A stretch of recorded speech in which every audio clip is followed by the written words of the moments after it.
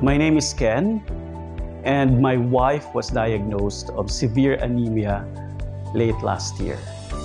Hello po, ako po si Charles Darwin Obrero, regular blood donor ng Our Lady of Lourdes Hospital.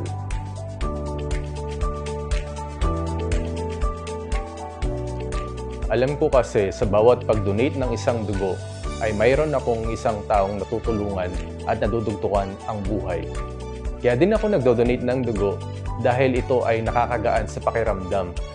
Bukod doon, nalilinisan pa ang aking dugo at napapalitan ito ng panibago. At ayon sa nabasa kong medical article, ito ay nakakalesen ng heart attack at stroke at marami pang iba. At bukod doon, ito na rin ay isang paraan upang makapag-give back to community.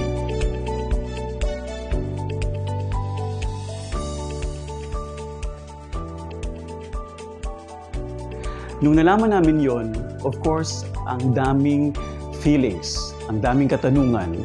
Why is this happening? Knowing the fact na napaka-OC ng wife ko in terms of observing a very healthy lifestyle. But ganun talaga, things like this happen even in the most unexpected times. Since nga it's a severe anemia, ang unang pumasok sa aming isipan was, saan kami kukuha ng dugo? Is there any available blood supply? How much would it cost? And sa dinami-dami ng pinuntahan namin, it was only in Lourdes Hospital that we find comfort in taking care of my wife.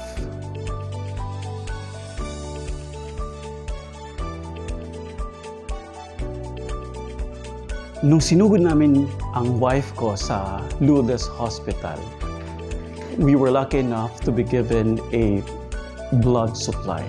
Kung naaalala ko, 2 o 3 bags ang isinalin sa aking wife. And because of this, it made an impact to us. We made a sense of responsibility to really donate something for a blood bank, whether dito yan sa Lourdes o kaya sa iba namang ospital. Because we know that unexpected things like this would happen.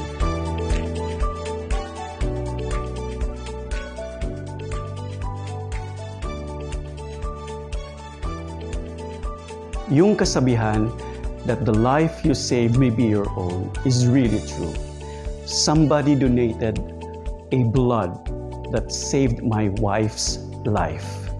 And with this, ako po ay nananawagan na hanggat maaari, tayo po ay mag-donate ng blood because hindi natin alam that one day, the blood that we have donated will be the blood that will save our life.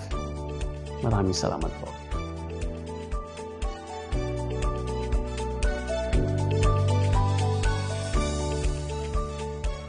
Napakasaya sa pakiramdam ang pagdodonate ng dugo dahil di mo lubos akalain yung dugong idodonate mo ay nakatulong ka sa isang taong may karamdaman, malalim na medical condition, o nakatulong ka sa isang taong sumasailalim sa isang emergency situation. Sobrang nakakataba ng puso ang pagdodonate ng dugo. Kaya ngayong World Blood Donors Month, hinihikayat ko po kayo na mag-donate na din po kayo ng dugo upang marami po tayong matulungan. Palagi po nating tatandaan, every drop of blood counts.